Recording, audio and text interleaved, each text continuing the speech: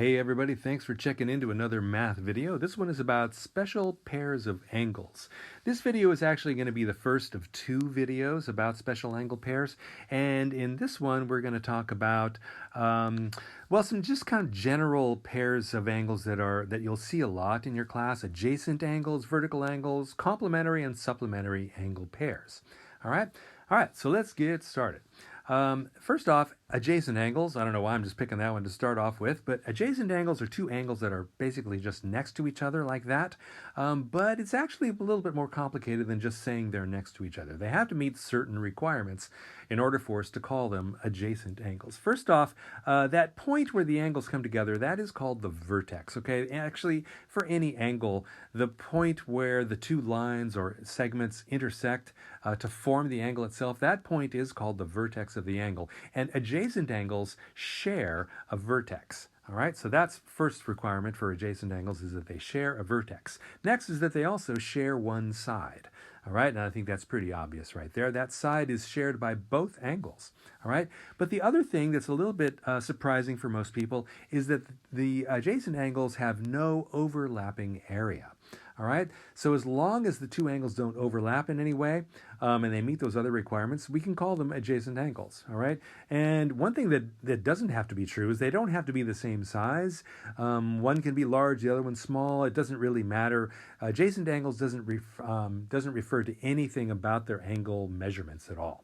Okay, so those are some adjacent angles right there. However, this is kind of tricky. Look at that next diagram there. Angle 1 and angle 2, they are not adjacent angles, even though they have no overlapping area and they share a common side. They're kind of next to each other, aren't they?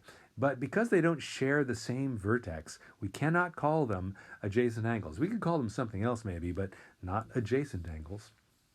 Here's another diagram where two angles, the smaller angle 1 and the larger angle 2, we cannot call those adjacent angles because clearly one of them overlaps the other one. So they have some overlapping area, therefore they do not meet the requirements for to be called adjacent angles. It's a little surprising. Both of those look like they might be, but they're not.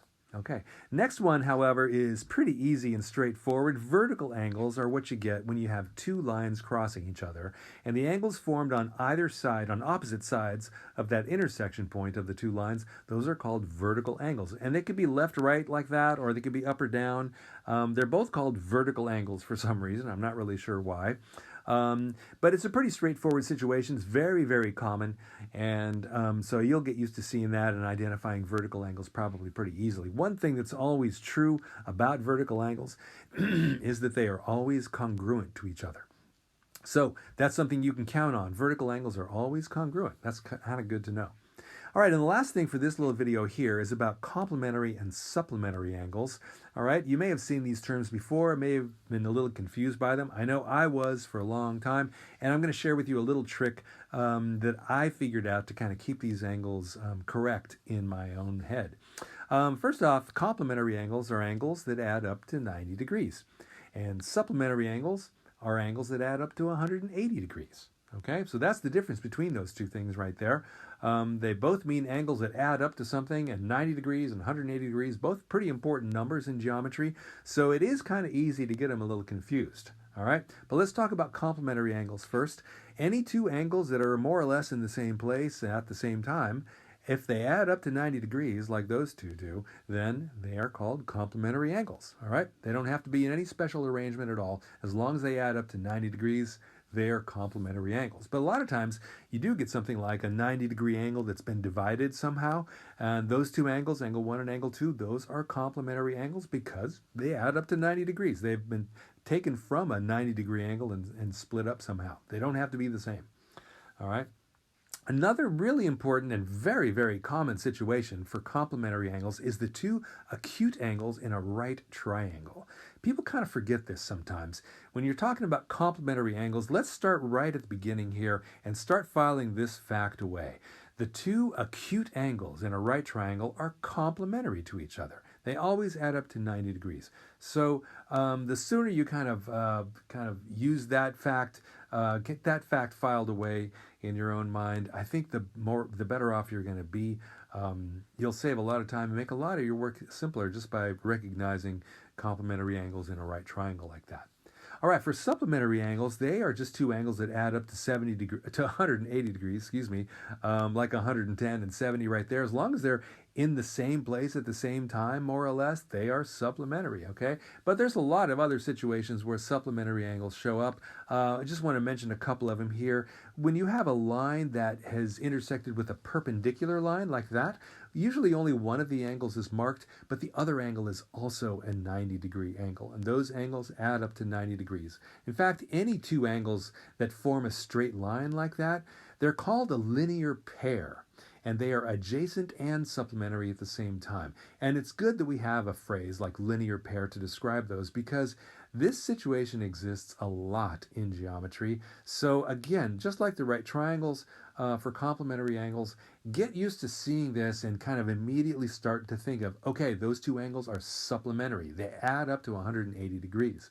Okay, so I wanted to share my little trick for you, and honestly, it's kind of embarrassing as a math teacher to admit this, but I had already been teaching math for a while, and I always had to like think extra a little bit to keep those words complementary and supplementary straight in my head. For some reason, I had a hard time keeping them organized. So finally, I thought of the word corner, because complementary and corner start with the same letter.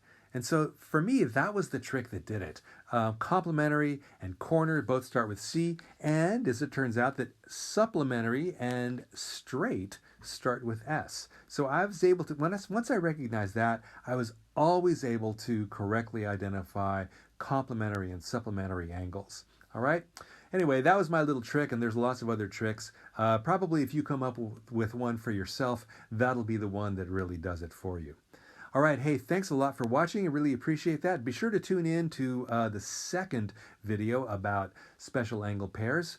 All right, okay, well, thanks. Be well, and I hope to see you soon. Bye-bye.